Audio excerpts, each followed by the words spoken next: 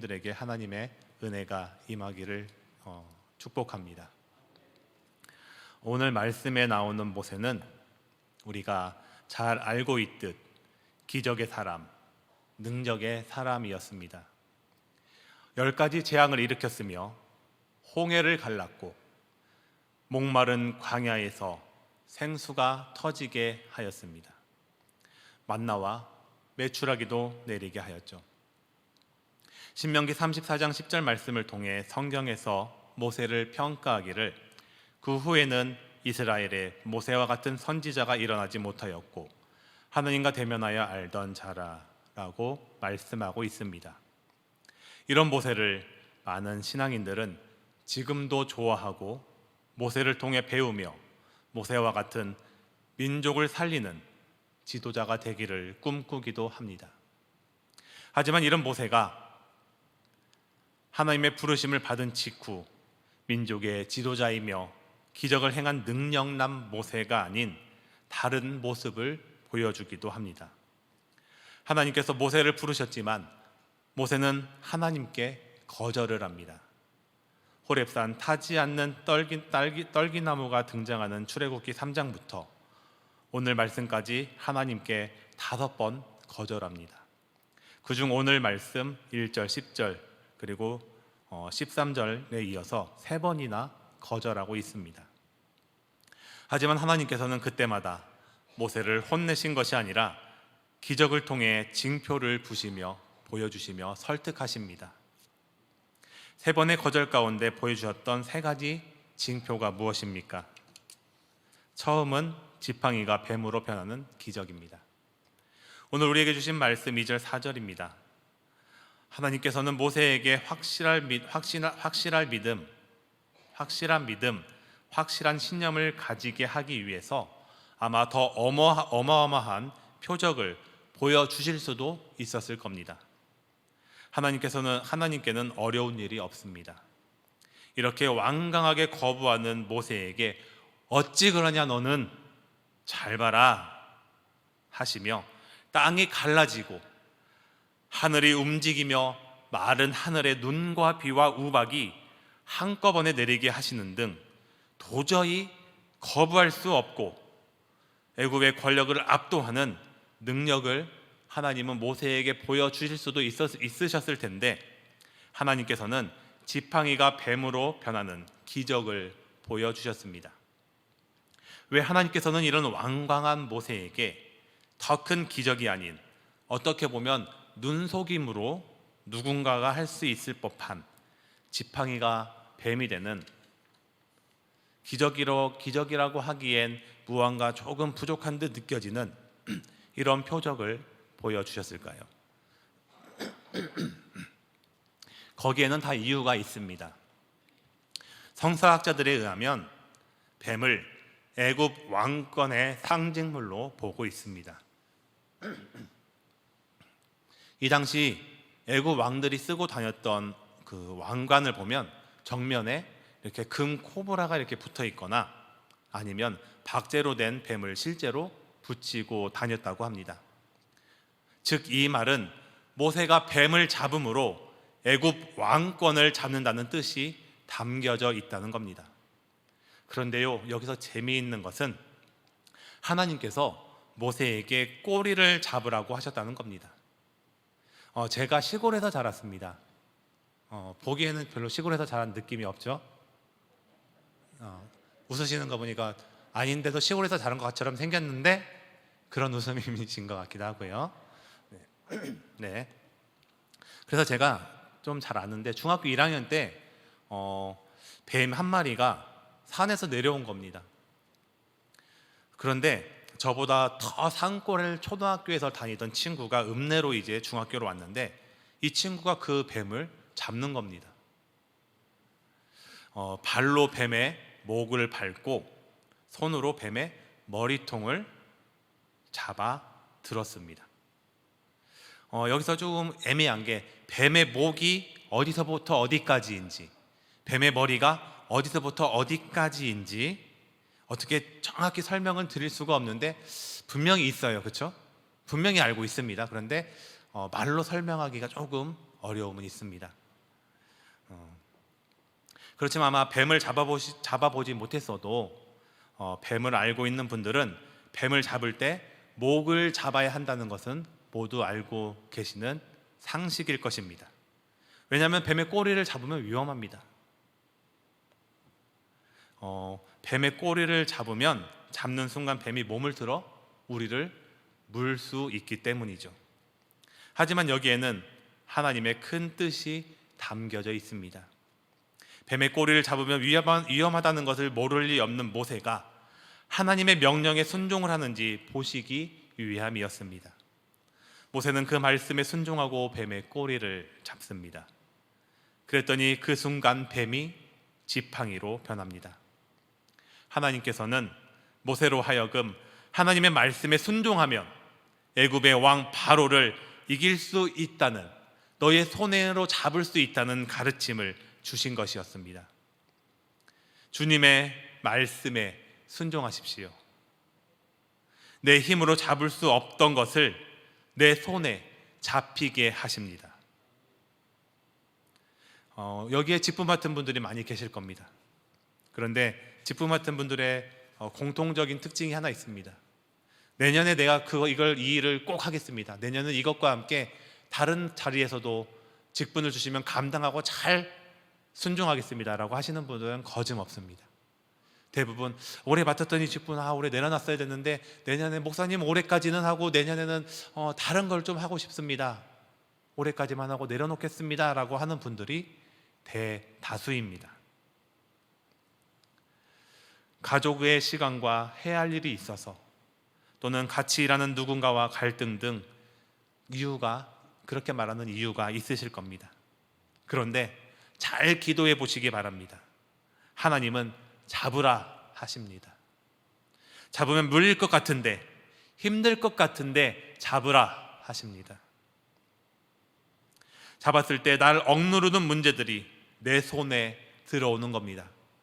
내가 차마 감당할 수 없을 것 같던 일들이 내 손에 잡히게 되는 겁니다. 잡으면 넘어서게 하십니다. 내 손으로 능히 감당하게 하십니다. 그리고 두 번째, 하나님이 모세에게 보여줬던 기적은 손에 나병이 생겼다 낫는 것입니다. 모세가 손을 품에 넣으니 나병이 생겼고 다시 넣으라 하셔서 넣었다 빼보니 깨끗해졌습니다. 나병이 걸린 손이 의미하는 것은 이스라엘 백성의 절망적인 상황과 희망 없이 사는 이스라엘 백성들의 모습을 보여줍니다. 이 당시 나병은 고칠 수 없는 병이었습니다. 저주받았다는 징표라 여겼던 병입니다. 절망적인 손, 고통의 손이 품에 넣는 순간 깨끗해졌습니다.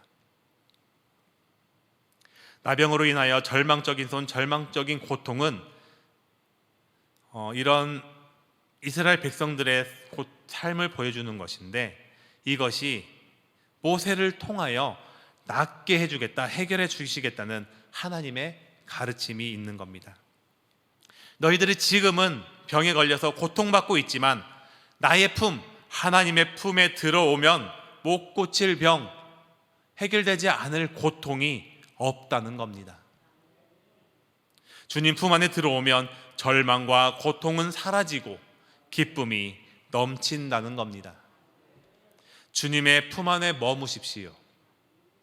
삶이 절망적이고 희망이 보이지 않아 나을 수 없는 나병 걸린 인생일지라도 주님 품 안에 들어오면 이 모든 고통과 어려움을 변하게 하시어 이전 것보다 더 좋은 것으로 허락하여 주심을 기억하시기 바랍니다. 그러기 위해서 부름받으신 분들 어떻게 해야 할까요?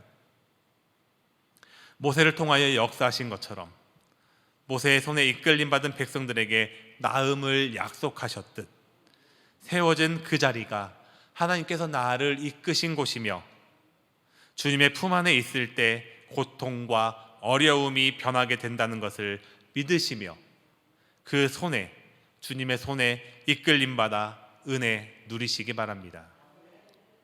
그리고 세 번째 보여주신 기적은 나일 강물이 피로 변하는 사건이었습니다. 성도님들, 세 번째 기적의 대상은 바로 나일강입니다. 나일강은 애굽 사람들에게 생명의 젖줄이며 삶과 죽음을 결정해 주는 곳입니다. 나일강 물이 풍족하면 그들의 농사가 풍요롭게 되어서 삶이 풍요로웠습니다. 살만합니다. 하지만 반대로 가뭄이 오고 마르면 그들에게 죽음이 찾아오게 되는 것을 의미합니다. 그러다 보니 애굽 사람들은 자신들의 삶과 죽음을 결정하는 이 나일강을 신으로 섬겼습니다. 그런데 나일강의 하수를 취하여 육지에 부으니 그것이 피가 된다는 것은 모세가 애굽의 정복자가 되어 애굽을 심판한다는 것을 보여주십니다. 우리의 삶을 풍요로움으로 이끌어줄 우리의 인생의 나일강은 어디입니까? 직장인가요? 아니면 가정입니까? 아니면 학연, 지연이 있는 그런 곳일까요? 아닙니다. 우리 인생의 나일강은 주님이 계신 자리이며 주님이 부르신 자리가 우리를 풍요롭게 해줄 우리 인생의 나일강입니다. 주님이 계시고 부르신 그곳으로 나아가면 평생 마름이 없는 은혜의 나일강에서 풍성한 은혜를 누리며 살 수 있습니다. 주님이 계시며 부르신 그 은혜의 강가로 나가시기 바랍니다. 우리 인생의 풍요와 하나님의 은혜가 차고 넘치게 부어 주실 겁니다. 하나님께서 보여주신 이 세 가지 표징을 보면 당시 애굽 사람들이 가장 두려워하던 것들입니다. 뱀을 너무 두려워한 나머지 나중에는 그것을 존중하고 숭배하는 대상으로 삼아버렸고, 나병을 두려워하여 나병을 고칠 수 있는 신을 찾아, 아니 신을 만들어내어 그것을 숭배했습니다. 그리고 나일강은 그들의 생사를 관장하는 두려움의 대상이며 희망의 대상이었습니다. 한때 애굽의 왕자였던 모세가 이 사실을 몰랐겠습니까? 아니죠. 아마 그 누구보다 잘 알고 있었을 겁니다.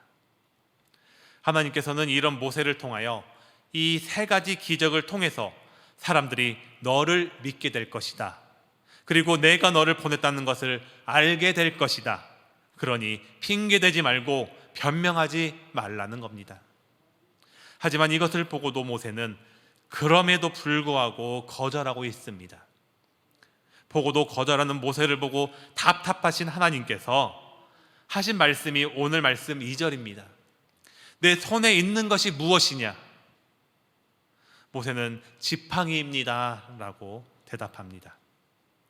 예전에 저는 생각하기에 모세의 지팡이는 크기도 크기지만 보기만 해도 신령한 힘이 느껴지고, 영화나 아니면 소설에 나오는 전설의 검처럼 귀하고 흔히 볼 수 없는, 보기만 해도 움츠려들게 만드는 그런 크기와 모양이 아닐까라고 생각했던 적이 있습니다.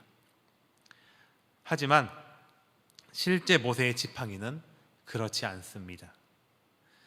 지금은 터키에 있는 토카프 궁전, 현재는 박물관인데 이곳에 모세의 지팡이가 보관되어 있습니다. 그 지팡이를 본 사람들의 반응은 에게! 이게 정말 모세의 지팡이입니까? 라고 물은다는 겁니다. 100이면 100, 모두가 이렇게 묻는다는 겁니다. 저도 그 지팡이를 봤습니다. 인터넷을 통해서. 근데 저도 마찬가지였습니다. 길이 1m 남짓하는 얇은 막대기, 시골에서 불쑤시개 정도로 쓰기 딱 좋은 사이즈와 모양입니다. 그런데 사실 미디안 광야에는 큰 아름드리 나무가 자랄 수 없습니다. 환경이 안 되는 거죠. 물을 충분히 흡수할 수 없기 때문에 최대한 이파리도 적고 사이즈도 작습니다. 고작해야 있는 나무는 가느다란 가시떨기 나무뿐이랍니다. 그러다 보니 미디안 광야에 있는 목동들도 그런 모세의 지팡이와 비슷한 작은 막대기를 누구나 들고 다닌다고 합니다. 성경에는 지팡이로 번역되어 있지만 히브리어 원어 성경에는 마테라고 쓰여 있습니다. 그 뜻은 막대기, 나뭇가지를 뜻하는 말입니다. 하나님께서 손에 있는 것이 무엇이냐 물으실 때 모세의 손에 쥐고 있던 지팡이는 결코 특별한 것이 아니었습니다. 그저 양치기용 막대기 하나였을 뿐입니다. 광야에서 양을 치는 목자라면 누구나 들고 있는 막대기 하나였습니다. 애굽에서 이스라엘 백성을 구원하겠다는 모세는 80세의 나이에 별 볼 일 없는 지팡이 하나를 가진 사람이었습니다. 세계 최대 강국인 이 애굽을 상대하려는데 이런 초라한 구원자가 어디 있겠습니까? 우리가 생각하는 구원자와는 너무 다른 모습 아닙니까? 하지만 그 볼품없어 보이는 막대기로 나일강을 피로 물들였습니다. 그 볼품없어 보이는 막대기가 홍해를 갈랐습니다.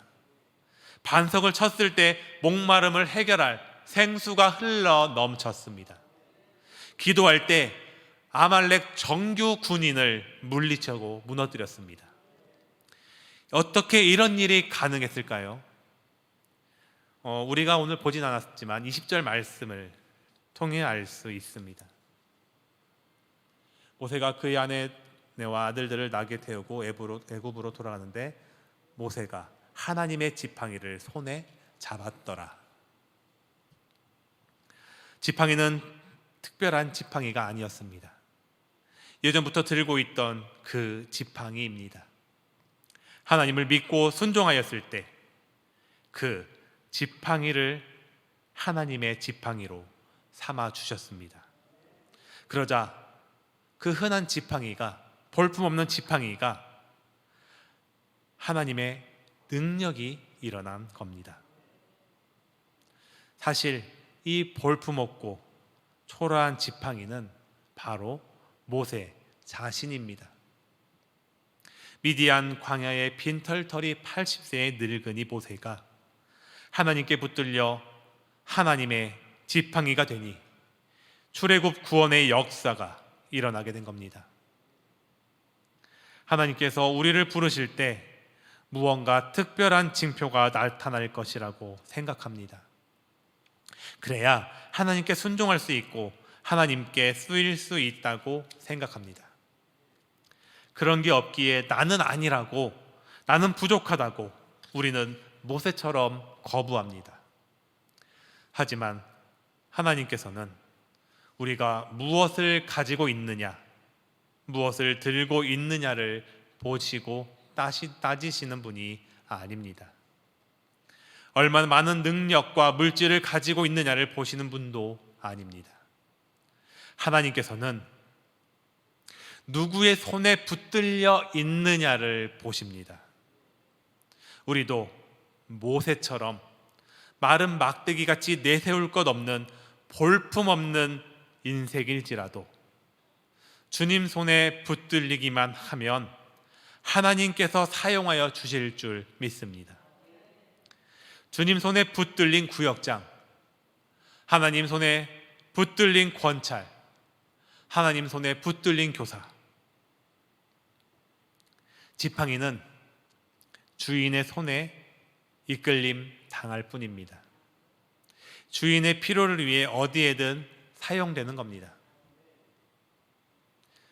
다른 교회에서 제가 교구를 맡아서 사역하고 있을 때 많이 들었던 말이 있습니다.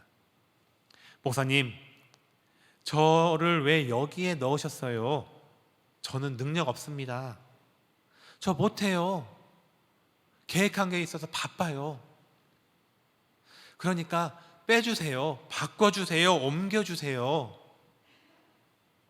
모세가 하나님의 부름에 끝까지 이 핑계 저 핑계 대고 도망갔다면 우리가 아는 모세는 그저 평범한 목동에 지나지 않았을 겁니다. 하지만 못할지 알고 부족한지 알고 능력 없는지 알고 가진 것 없어도 주님의 지팡이가 되어 이곳 저곳 주님이 쓰시고자 하는 그 필요한 곳에 쓰였을 때 애굽 땅을 뒤엎는 인생, 한 민족을 구원한 인생, 오늘날 전 세계 그리스도인의 지도자가 될 수 있었던 겁니다. 마른 막대기 하나로 전에도 후에도 없는 엄청난 역사를 일으켰듯 우리가 주님의 손에 붙들릴 때 막대기같이 보잘것없는 우리의 인생이 삶이 바뀌고 세상을 바꿀 수 있는 주님의 지팡이로 사용될 줄 믿습니다. 모세의 엄청난 기적은 내 손에 있는 것이 무엇이냐 물으시는 하나님의 질문으로부터 시작되었습니다. 너에게 필요한 것이 무엇이냐? 너에게 없는 것이 무엇이냐? 네가 가지고 있는 능력이 무엇이냐 묻지 않으셨습니다. 내 손에 있는 것이 무엇이냐 물으셨습니다. 네가 가진 그것을 통해 역사하겠다, 사용하겠다 하시는 겁니다. 오늘 주님은 우리에게 물으십니다. 내 손에 있는 것이 무엇이냐? 이때 고백하시기 바랍니다. 마른 지팡이보다 못한 저의 인생뿐입니다. 이런 저뿐이지만 주님 손에 붙들려 사용되기를 원합니다. 제가 가지고 있는 것으로 주님이 부르신 곳에서 쓰이기 원합니다 라고 고백하여 주님의 마음을 시원하게 주님이 사용하시고자 하는 곳에 귀하게 쓰임받는 우리 성도님들 되시기를 바랍니다. 필립 클라크 브루어라는 시인이 쓴 시가 있습니다. 제가 이 시간 읊어드리도록 하겠습니다. 하나님은 당신이 결코 가질 수 없는 것들을 채워주시기 위해 당신이 가지고 있는 것을 사용하십니다. 하나님은 당신이 결코 갈 수 없는 곳으로 당신을 데려가기 위해 당신이 서 있는 그곳을 사용하십니다. 하나님은 당신이 결코 할 수 없는 일을 이루시기 위해 당신이 할 수 있는 것을 사용하십니다. 하나님은 당신이 결코 될 수 없는 사람이 되게 하기 위해 당신의 그 모습 그대로 사용하십니다. 하나님은 이런 분이십니다. 우리에게 묻지도 따지지도 않으십니다. 우리가 무엇을 가지고 있는지 묻지도 않으십니다. 그저 우리의 있는 것으로 역사하시며 내가 있는 자리에서 역사하시며 내가 할 수 없는 것이지만 내가 할 수 없는 것을 하게 만드시고 이루시는 하나님이십니다. 기도하겠습니다. 사랑하는 하나님 아버지 감사합니다. 오늘도 우리를 부르시는 주님 감사합니다. 주님, 우리는 보잘것없는 마른 막대기 같은 인생입니다. 하지만 주님, 이런 우리지만 주님께서 찾아와 우리를 부르시고 우리를 붙들어 사용하실 때 우리가 능치 못할 일이 없음을 믿습니다. 넘어서지 못할 문제가 없을 줄을 믿습니다. 사랑하는 주님, 이 시간 우리가 고백하게 하시고 주님 앞으로 나아가게 하시고 오직 주님 한 분이면 충분하며 주님이 나를 사용하실 때 내가 모든 것을 할 수 있고 감당할 수 있음을 우리가 우리의 입으로 믿음으로 고백하게 하시고 우리가 고백한 대로 이루어지는 역사가 있도록 주님께서 친히 사용하여 주시옵소서. 오늘도 삶의 질고로 고통하는 주님의 자녀들이 있습니까? 주님, 삶의 문제 때문에 좌절하는 자녀들이 있습니까? 하나님, 이 시간 말씀을 통하여 우리가 그 모든 것들을 주님과 함께 넘어설 수 있음을 믿게 하시고 넘어서게 하여 주시옵소서. 언제나 우리를 인도하시고 이끄시는 주님이 이 시간도 우리를 통해 하나님의 나라의 일에 영광에 사용하여 주실 것을 믿으며 감사드리며 예수님 이름으로 기도드리옵나이다. 아멘.